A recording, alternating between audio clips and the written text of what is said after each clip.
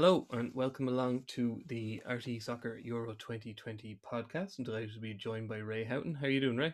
Yeah, very good, thank you. Good stuff. So the first round of games are over, so it's a good time to kind of reflect, see where we're at. I think it's been an enjoyable tournament. Most would say, Ray. It's been there's been a few standout heroes, I would say. He has Patrick Schick scored a goal everybody will remember. Denmark's team doctor won't be forgotten by anybody. Referees have been pretty good on diving and a few other issues that they've seemed to have. So often the officiating gets such a positive reviews from so many corners, and then you've got Ronaldo, maybe not for breaking European Championship record for goals, but for fighting the good fight for healthy eating and drinking by pushing bottles of carbonated drink out of the way in favor of water.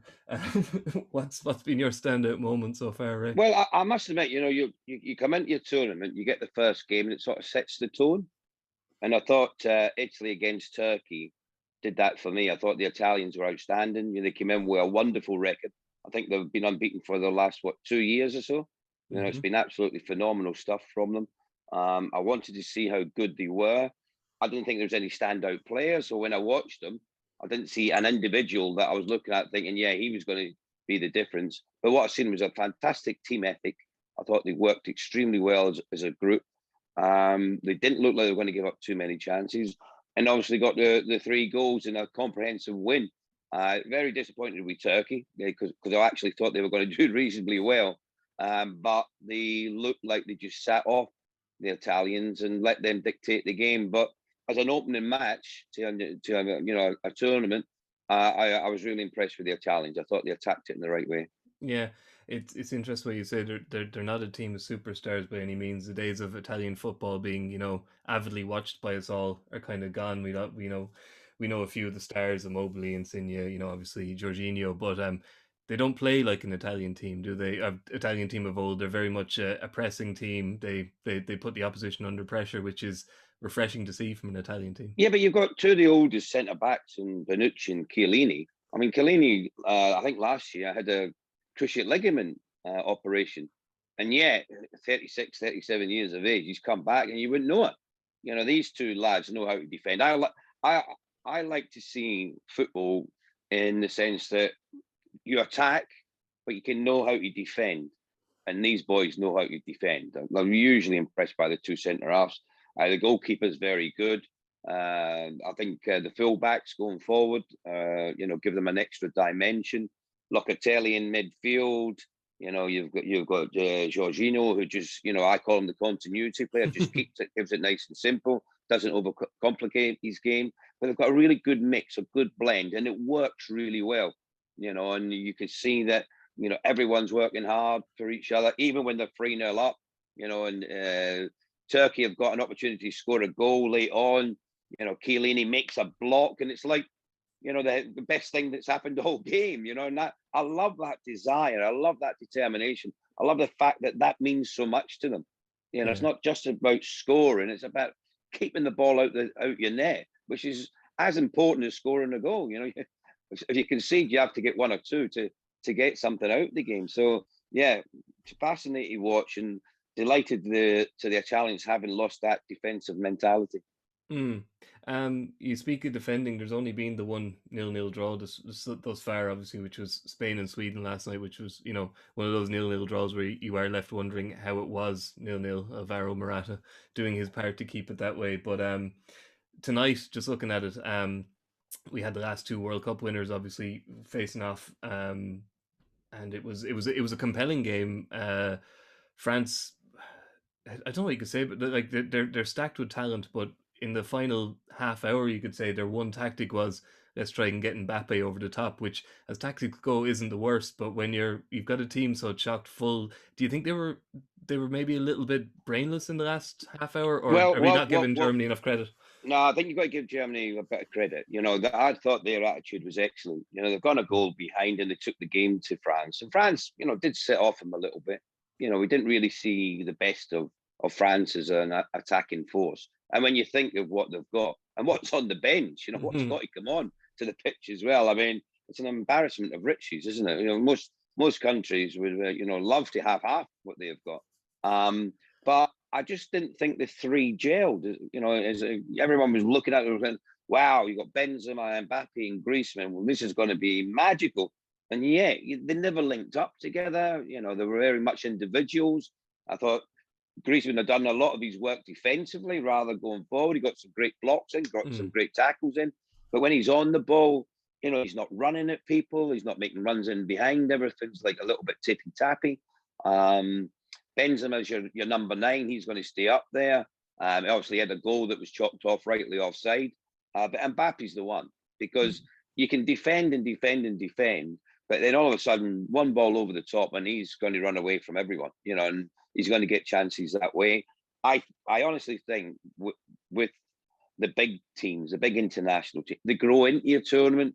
So the first game isn't always their best. They don't want to always produce the best form early. They want to grow into it. So the more the competition goes on and you see them in the last 16, the last 8, and then, you know, you're into the semi-finals, that's where they really step up the game and step up the play. So you know, some teams start really well and you think, wow, they've got a chance to win it. But to win it, there's 7 games. You know, that's how many matches you've got to play. And you can't play really well for the first one and, you know, peter out for the rest. I think you've got to build into it. And certainly looking at both Germany, Portugal, the game that I did this afternoon, watching them play, you know, they were very good in the first half against Hungary. And then in the second half, they just lost their way a little bit. And then the manager freshens it up, throws on a few players from the bench, and, you know, Hungary just switch off momentarily and they're punished for it. You know, 2 quick goals, and Ronaldo's now the hero once again because he's broken the record, not only of playing in 5 Euro finals, but also, you know, he's got 11 Euro goals in them finals as well, beating Platini by 2 now. So, yeah, there's some good performances, some good teams that I'm looking at, but I think you're going to see the best of them when it comes to the knockout. Once we get through the phase where, a bit like watching Spain last night against Sweden, it's like an attack against defence. So, you know, Spain's got all the ball, Sweden's doing all the defending, which is fine, you know, maybe in the group stage, but I don't think Sweden would get away with that when it comes to knockout, you know, because if you make one mistake, the opposition score and you're out. So you can't afford to do that. And as I say, I think once the tournament gets really underway and we get to out the group stages, you'll see the classier teams come to the fore. Yeah, it's interesting you said it, because I actually looked up to see how France started the World Cup in Russia, and they needed a penalty and an own goal to beat Australia 2-1. So, yeah, to only manage to beat their predecessors as world champions by a goal to nil, it's not exactly a bad situation to be in. Well, I mean, 5 years ago, at the start of the 2016, you know, the eventual winners, Portugal, in the group stages didn't win a game. They drew all 3 matches. So, I mean, that's how it can go. It doesn't mean because you're drawing, as I say, you don't start well, doesn't mean you can't finish well. You know, and that's how football goes. Sometimes you get teams, you know, like Belgium had a fantastic start against Russia, you know, and they didn't have the 2-star attractions. Kevin De Bruyne didn't play. Eden Hazard didn't play. Lukaku's had a fabulous season, and, you know, in recent weeks for his country, he's been doing rather well as well. And he, you know, looks the real threat. And I've got to say, Belgium has having a favourites tag coming into a lot of tournaments recently, actually showed why. You know, they probably one of the most outstanding performances when they won that game 3-0. I think England's victory over Croatia was hard worked, a lot of effort they put into it to win it 1-0. But I thought Croatia, to me, looked like a team that, you know, peaked 2 years ago, and they're just going over the edge. And there's not enough new youngsters coming through to push out the older generation. It's the same faces, you know, neat and tidy. They keep the ball. But I didn't really think they had that much of a goal threat against England. And I think England went on to win it, you know, comfortably enough. They'll be happy with that start and 3 points. It started a bit better for them than it did in '88 anyway. But do they want to win that group is the question. You know, when you have the third seeds coming through out of some groups, and you look at the way the knockouts are going, like England win that group, they'll play the second place team from Group F, which could be any of 3 bar Hungary, let's be honest. And if they win the group, they play the winner from that group if they get through to the quarterfinals. So either way you look at it, they're kind of on the stickier side of the draw. It's a tough draw, isn't it? It's a really tough draw for whoever finishes top of that group, you know, whether it is England, Czech Republic, you know, Scotland, who, you know, they lost to the Czech Republic 2-0, but in fairness, Scotland had lots of chances that they didn't take, you know, and that's maybe the area where they're struggling a bit up front. You know, they haven't got a recognised goal scorer, a real poacher, if you like, inside that 18-yard box is going to finish things off. So they'll give a good account of themselves against England, because it's a game you don't need to get them up for. There's no motivation needed for that. You're playing against the old enemies, Scotland, England are. So the players will know what's at stake, and they know they can't afford to lose that one. Czech Republic, I don't think they're what I would call a very solid team. Hard working, everyone does their job, but there's got no real stars. I know Schick up front got 2 great goals. His second one was world class. His vision and awareness was absolutely outstanding, and probably will be the goal of the tournament. I'm not sure there's going to be a lot better than that, what I've seen so far. And maybe who knows how things will go in the next games, but they've got themselves into a really good, strong position. There's a lot of talk about Scotland getting out of the group. Croatia, for obvious reasons, finalists in the World Cup 3 years ago. England were the favourites because got to play most of the games at home, aren't they? But it looks like the Czech Republic have just said, well, we're here, and we fancy our chances of getting out of the group. A little bit on that game on Friday, England and Scotland in Wembley. Like on paper, there is only one winner, but in a way, Yeah. England have been a little bit unfortunate to draw their nearest neighbours, because there's no denying it. Ireland, the team you played for, did it countless times. Kind of, drew strength from the strength of the opposition and the kind of the emotion that can come into it. Like that's Scotland's European Championship final. Not to be condescending to Scotland, but like, get a result in Wembley, and they don't like going out in group stages. It happens too often, but my God, it would go a long way to get them out of the group and making the tournament worthwhile. Well, it would really open up the tournament, wouldn't it? As far as that group's concerned, that's for sure, because the Czech Republic take on Croatia in the earlier game. They're playing earlier, so Scotland don't know exactly what they have to do as far as what points is needed. Because if they draw the game and the last game's against Croatia and they win it, they'll go through probably in third position. That's the way it could work out. We have to watch out for the permutations. But in itself, it's a cracking game. You're quite right. The expectation's all on England. Not only should they beat Scotland, they should beat them comfortably. That's the reality of it. Because when you look at where what Scotland have got you offer, and the players that they've got in relation to what England have got, and the riches that England have got. I mean, they're not playing Jack Grealish, for example, and Jack Grealish would probably walk into most international teams at the moment. He's been on such great form. I know he had his injury in the build up to the finals, but as a player and the couple of seasons he's had in the Premier League, he's been absolutely outstanding. Jadon Sancho, who could be worth 90 million and moving to England, couldn't even get into the 23. He didn't even get a spot. Chilwell, who won the Champions League with Chelsea, wasn't even in the 23. So it shows you what England have got as far as options. And as long as England attack the game in the right way, and they don't take it for granted, and they don't look at Scotland as inferior opposition, then they'll be okay. But if they do, and they're overconfident, they might come unstuck. I don't think they will, but there's always a chance. But the reality is England should win. Yeah. So we've seen we've seen the winners now, Ray, because we've seen every team. A bit unfair after a round, and after you saying the best teams will play their way into it. But if you were putting a cheeky tenner down now, who are your winners after that? Well, I mean, I'd be looking at Belgium, to be honest. I think it's about time that they actually realise the potential that they've got. For so many years, in the last few years, they're going into it as the number one team in Europe, maybe the number one team in the world. And the reality is they haven't lived up to it. 5 years ago, they got knocked out by Wales in the quarterfinals, which no one seen coming. Wales had a good run. What they beat Northern Ireland, was it on penalties or whatever in the previous round? It was a close encounter. Then they go into the next game against Belgium. Belgium are meant to be this all-inclusive team that can beat anyone, and they end up losing it 3-1. So there's good reason to look at Belgium and say, look, the hype's one thing, but you have to start producing, and maybe this is their year to produce. Yeah.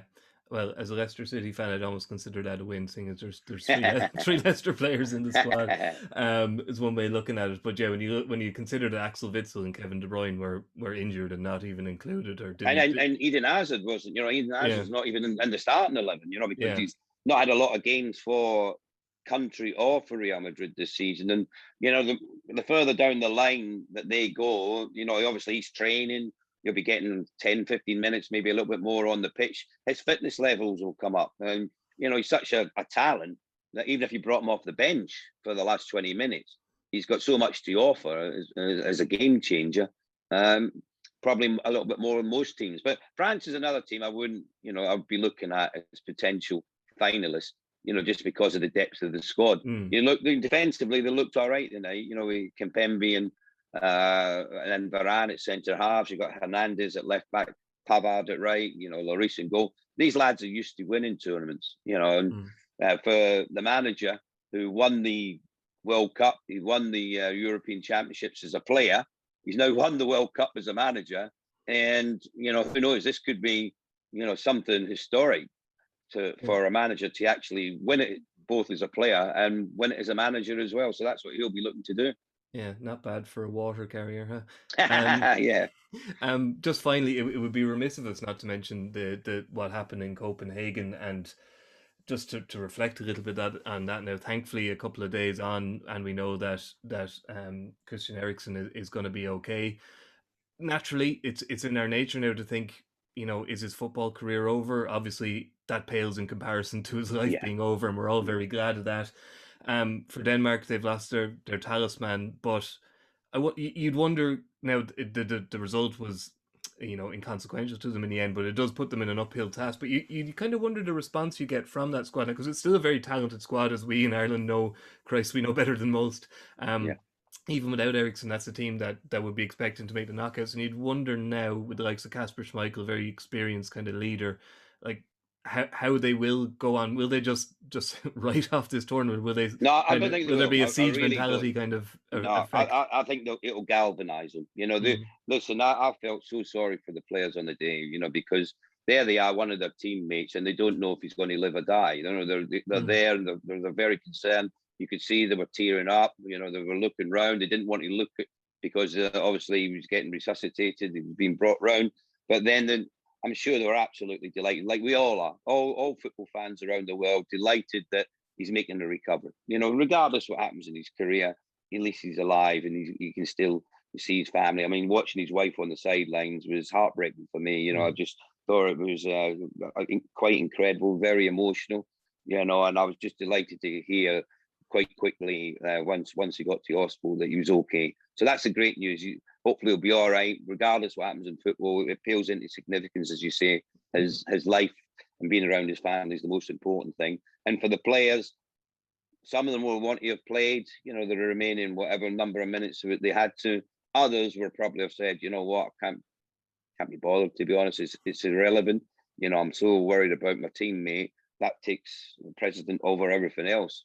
But now they've seen him up in hospital and thumbs up, and he sent messages to the players. I think they'll now come together and say, right, let's do it for Christian. Let's go out there and in the next game, let's make sure that we're ready, we're professional, and we give our all. And I think he'll be the driving force now for the players to go out there and produce the best form. Yeah. I think they'll be everybody's second team, or for some Yeah, neutrals, first absolutely. team from here on. Listen, Ray, thanks very much for joining us. Just a reminder, you can, of course, watch every game from Euro 2020 on RTE2 and the RTE player, with some of the simultaneous games on the player, obviously, and not on RTE2. Can only show one game at a time. And we have all the reports, all the reaction, and goals on the RTE website and the RTE News app. So we'll catch you again later in the week. And thanks to Ray. And we'll see you again. Goodbye. All the best. Pleasure.